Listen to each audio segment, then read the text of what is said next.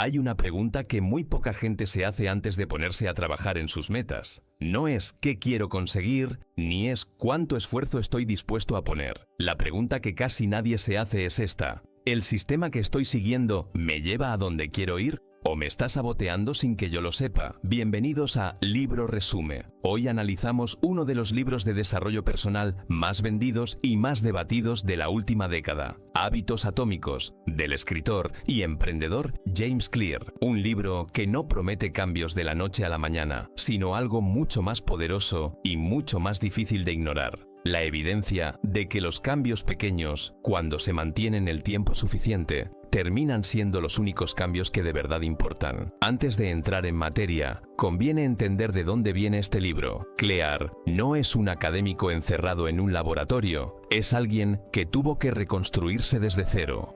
A los 16 años, un bate de béisbol le destrozó la cara durante un entrenamiento. El impacto fue tan severo que le fracturó el cráneo en varios puntos, le desplazó el globo ocular izquierdo y le provocó convulsiones en cadena. Estuvo en coma inducido. Los médicos no sabían si iba a recuperarse del todo. Y sin embargo, pocos años después, no solo volvió a jugar béisbol, sino que fue elegido el mejor atleta masculino de su universidad y nominado para el equipo académico All-America. ¿Qué cambió? No fue un momento de revelación, no fue una pastilla mágica, ni un entrenador extraordinario. Fue una serie de hábitos pequeños, casi insignificantes en apariencia, que se acumularon con el tiempo, hasta producir resultados que ni él mismo hubiera podido predecir. Hábitos de sueño, hábitos de estudio, hábitos de entrenamiento físico, uno encima del otro, día tras día, semana tras semana. Esa experiencia personal es el corazón del libro, y lo que convierte a Hábitos Atómicos en algo diferente al resto de la literatura de autoayuda es que Clear no se limita a contar su historia inspiradora y a decirte que tú también puedes. Lo que hace es construir un sistema, un marco lógico, respaldado por neurociencia y psicología del comportamiento, para explicar cómo funcionan los hábitos, por qué fallan y cómo pueden rediseñarse.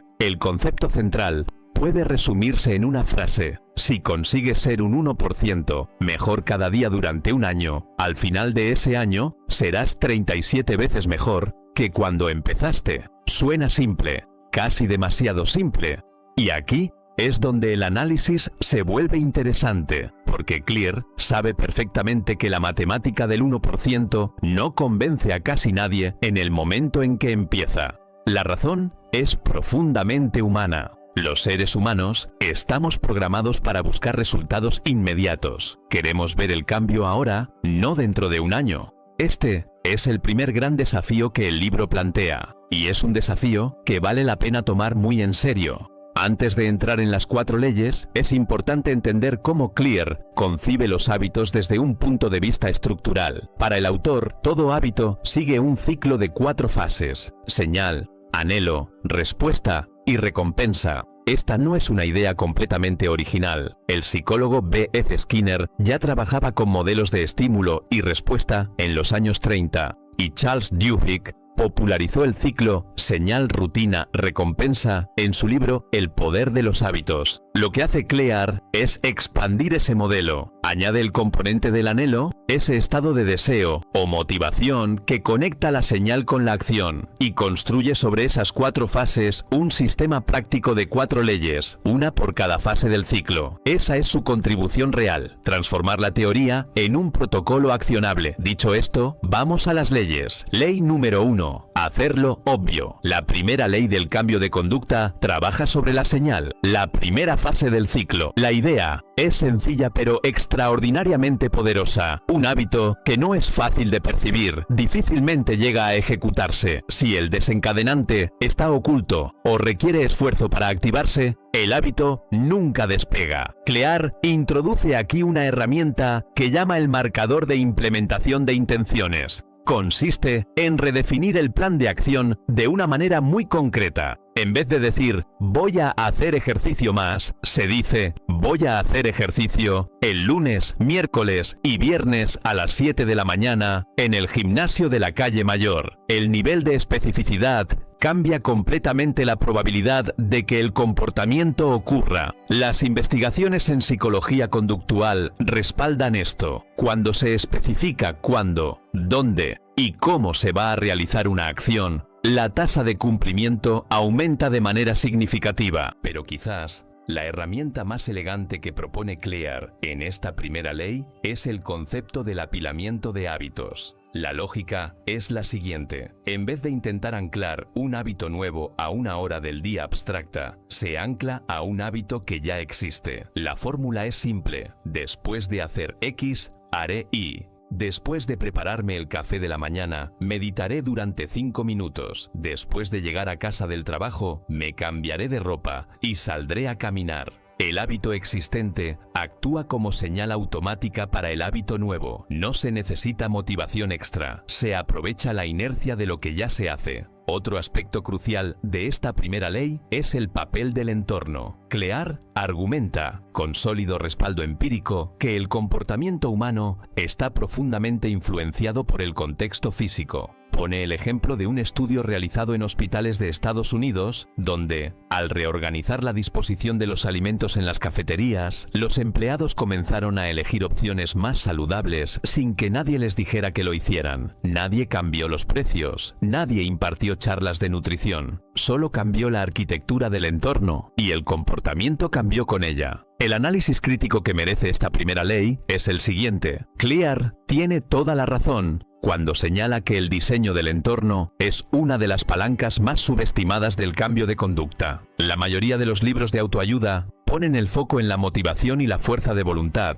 como si el problema fuera exclusivamente interno. Clear va más allá y señala que el problema muchas veces es externo. Vivimos en entornos que están diseñados, con frecuencia de manera inconsciente, para hacernos repetir los mismos comportamientos. Cambiar ese entorno, aunque sea de manera pequeña, puede ser mucho más efectivo que intentar cambiar la mente. Ley número 2. Hacerlo atractivo. La segunda ley trabaja sobre el anhelo, esa fase de deseo que impulsa la acción. La pregunta que esta ley responde es: ¿cómo consigo querer hacer algo que en este momento no me apetece? Clear introduce aquí el concepto de agrupación de tentaciones. La idea es vincular una acción que se quiere adquirir como hábito con algo que ya resulta placentero. Si quieres desarrollar el hábito de hacer ejercicio, pero lo que realmente disfrutas es escuchar ciertos podcasts, la regla sería: solo puedes escuchar ese podcast mientras haces ejercicio. El placer del podcast convierte una actividad neutral o incluso incómoda en algo que el cerebro empieza a anticipar con deseo. Se está haciendo atractivo lo que antes no lo era, no porque la actividad haya cambiado, sino porque está empaquetada con algo que ya genera dopamina. Aquí Clear profundiza en la neurociencia del deseo. Explica que la dopamina, el neurotransmisor asociado al placer y la motivación, no se libera principalmente cuando experimentamos una recompensa, sino cuando la anticipamos. Este es un dato fascinante que tiene implicaciones directas para el diseño de hábitos. El cerebro aprende a desear algo no porque lo haya disfrutado, sino porque lo ha anticipado repetidamente. Por eso, los hábitos malos son tan difíciles de romper. El cerebro ya no espera el placer de fumar un cigarro, ya anticipa el alivio que viene justo antes de encenderlo. El anhelo existe incluso antes de que la acción ocurra. Clear también plantea en esta sección la influencia decisiva del entorno social en la formación de hábitos. Señala que los seres humanos tendemos a imitar los comportamientos de 3 grupos: los cercanos, los mayoría y los poderosos. Si tu círculo social hace ejercicio regularmente, comer bien y madrugar, se convierten en comportamientos normales, que sientes presión natural por adoptar. Si tu entorno no hace ninguna de esas cosas, mantener esos hábitos requiere un esfuerzo extra y constante contra la corriente.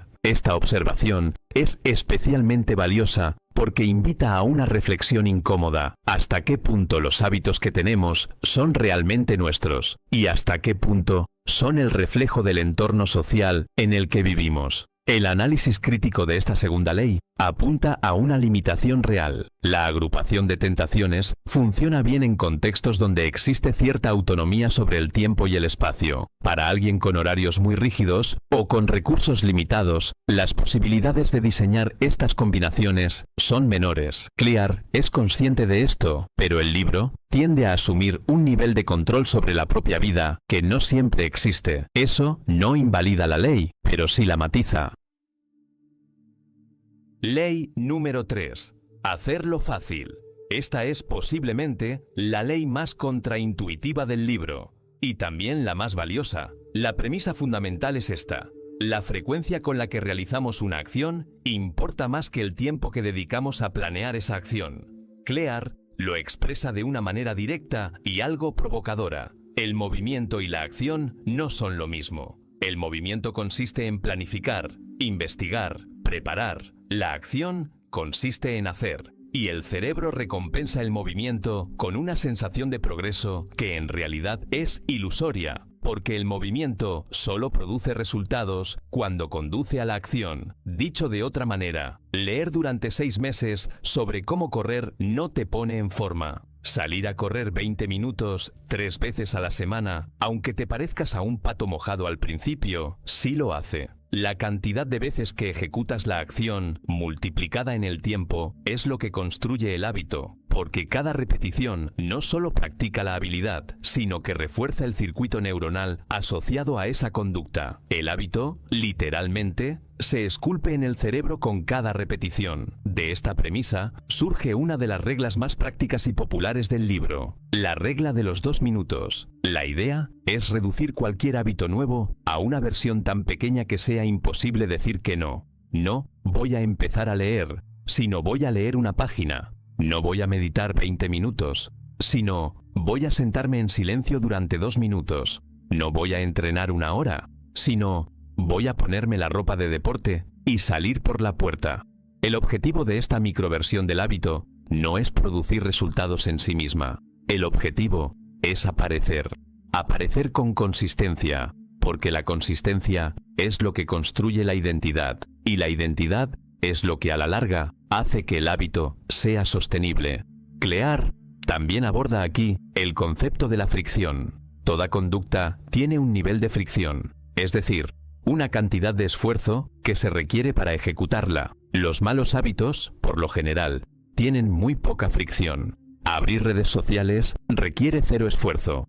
Comer algo ultraprocesado que está en la despensa requiere menos esfuerzo que preparar una ensalada. El cerebro, por diseño evolutivo, siempre elige el camino de menor resistencia. La solución que propone Clear es ingeniosa. Si quieres hacer más de algo, reduce la fricción. Si quieres hacer menos de algo, auméntala. Deja los libros en la mesilla de noche. Guarda el teléfono en otro cuarto antes de acostarte. Prepara la ropa de deporte la noche anterior. Pequeños cambios en la arquitectura de tu vida cotidiana que alteran radicalmente lo que terminas haciendo. El análisis crítico que merece esta tercera ley es el siguiente. La regla de los 2 minutos es brillante para superar la inercia inicial, pero puede convertirse en una trampa si el hábito nunca escala más allá de esa versión mínima. Clear advierte sobre esto, pero quizás no con suficiente énfasis. Existe un riesgo real de que la búsqueda de la simplicidad extrema conduzca a una falsa sensación de progreso, donde se ejecuta el hábito en su versión más pequeña durante meses sin que produzca ningún resultado tangible. La regla de los 2 minutos es un punto de entrada, no un destino. Ley número 4. Hacerlo satisfactorio. La cuarta y última ley trabaja sobre la recompensa, el cierre del ciclo del hábito. Y aquí Clear enfrenta uno de los problemas más profundos del cambio de conducta humano, el conflicto entre el presente y el futuro. Los seres humanos estamos diseñados para valorar las recompensas inmediatas mucho más que las recompensas futuras. Es lo que los economistas conductuales llaman descuento hiperbólico del tiempo. Un premio pequeño ahora vale más, en términos psicológicos, que un premio grande dentro de un año.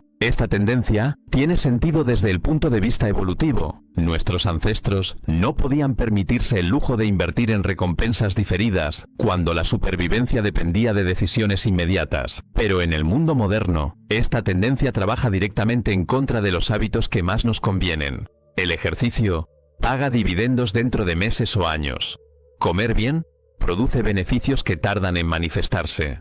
La disciplina financiera da frutos a largo plazo. Mientras tanto, el sofá, el azúcar y el gasto impulsivo dan placer ahora mismo. La solución que propone Clear para este problema es añadir una recompensa inmediata al final de cualquier hábito cuya recompensa natural es diferida. Puede ser algo tan simple como marcar una casilla en un calendario. La sensación visual de ver una cadena de días consecutivos cumplidos activa un pequeño placer inmediato que refuerza la conducta. Clear lo llama no romper la cadena, un concepto que popularizó el cómico Jerry Seinfeld, quien supuestamente usaba esta técnica para mantener el hábito de escribir chistes todos los días.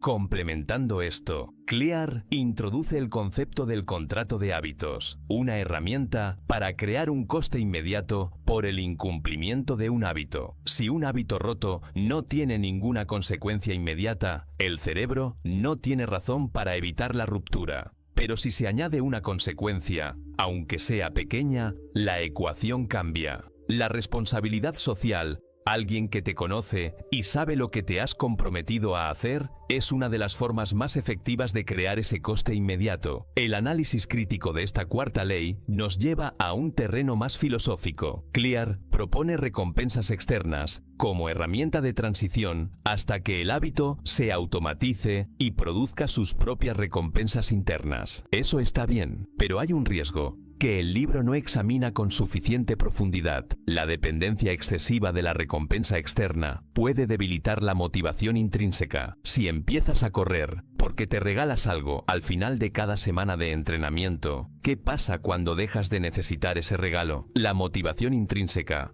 el placer que proviene de la actividad en sí misma, es mucho más duradera y robusta. Las recompensas externas son un andamio, no la estructura. Más allá de las 4 leyes, hay 2 conceptos en hábitos atómicos que merecen un análisis especial, porque tocan algo más profundo que la mecánica del comportamiento. Tocan la pregunta de quién eres. El primero es la meseta del potencial latente. Clear lo explica con una imagen poderosa. Imagina un cubo de hielo sobre una mesa. La habitación está a 4 grados bajo cero. Empieza a calentarse. 3 grados bajo cero, 2 grados bajo cero. El cubo sigue intacto. 1 grado, medio grado. Nada ha cambiado. Y de repente, en el momento en que la temperatura alcanza los 0 grados, el hielo empieza a derretirse. El trabajo de todos los grados anteriores no fue inútil, fue acumulativo, solo que invisible. Esta es la razón por la que la mayoría de las personas abandonan sus hábitos antes de ver resultados.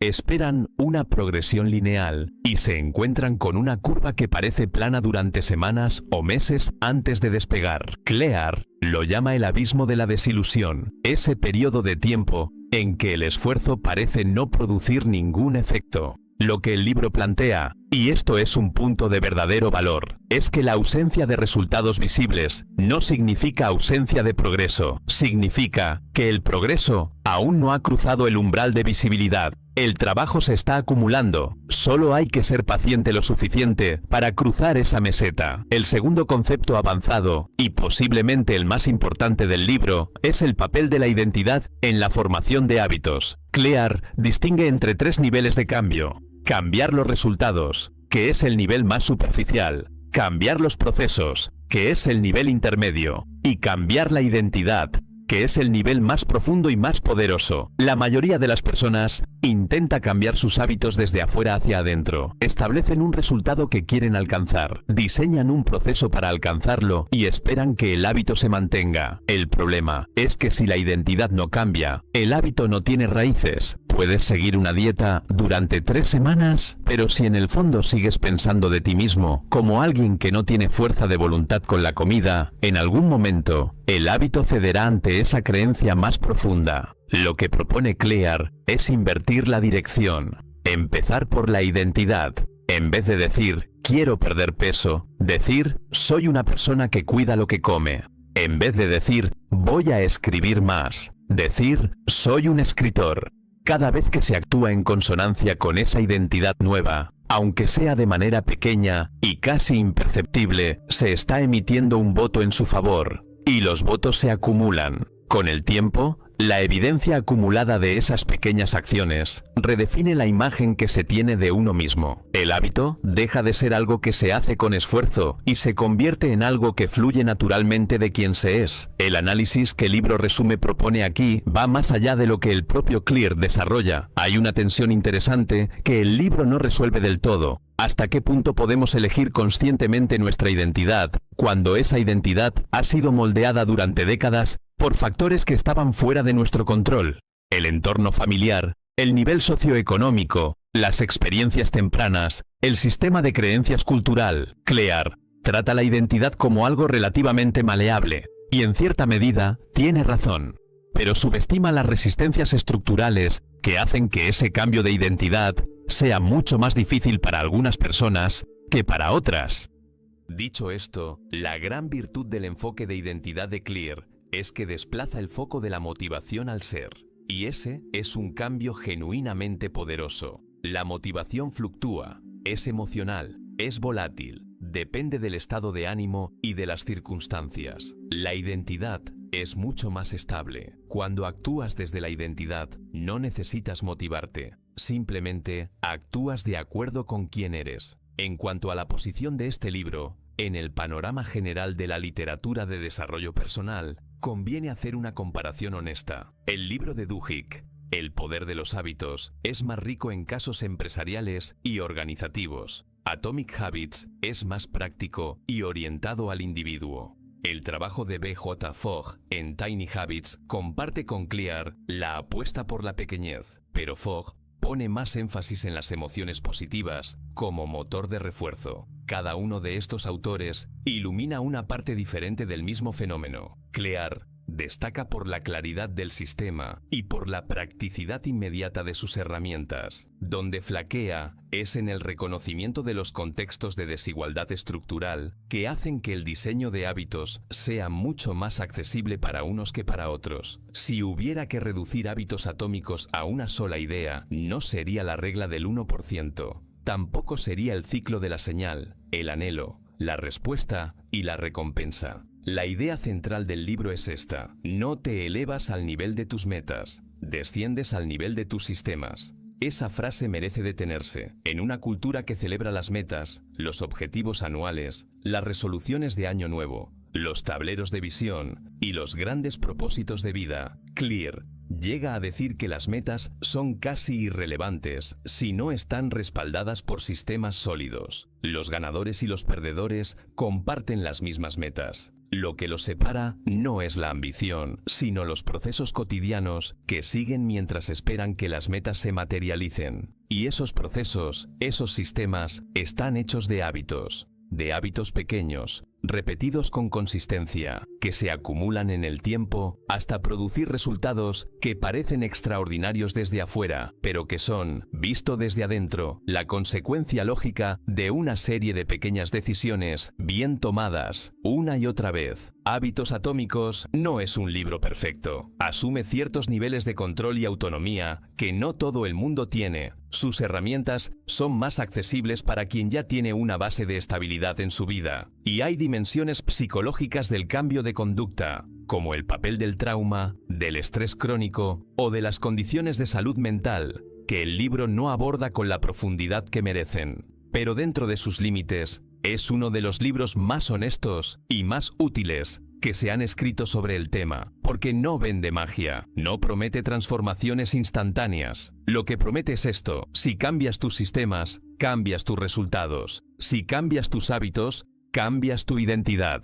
Y si cambias tu identidad, cambias tu vida, no de golpe, despacio, un 1% cada día. Y aquí va la pregunta que vale la pena hacerse hoy, no mañana, no el lunes, sino ahora mismo. ¿Qué hábito, por pequeño que sea, podrías empezar hoy que en 12 meses marcara una diferencia que ni siquiera puedas imaginar en este momento? Esa pregunta es el verdadero legado de este libro. Si este análisis te ha resultado valioso, Suscríbete al canal de Libro Resume para seguir explorando los libros que más merecen tu tiempo y tu atención. Deja en los comentarios qué parte del libro resuena más contigo y comparte este vídeo con alguien que esté buscando cambiar algo en su vida. Y si después de todo lo que hemos analizado hoy, sientes que Hábitos Atómicos es un libro que quieres tener en tus manos, te lo recomendamos sin dudarlo. No es uno de esos libros que se leen una vez y se olvidan. Es de los que se subrayan, se vuelven a abrir y se consultan cuando uno siente que ha perdido el rumbo. Hemos dejado en la descripción del vídeo un enlace directo para que puedas adquirirlo. Un pequeño gesto que,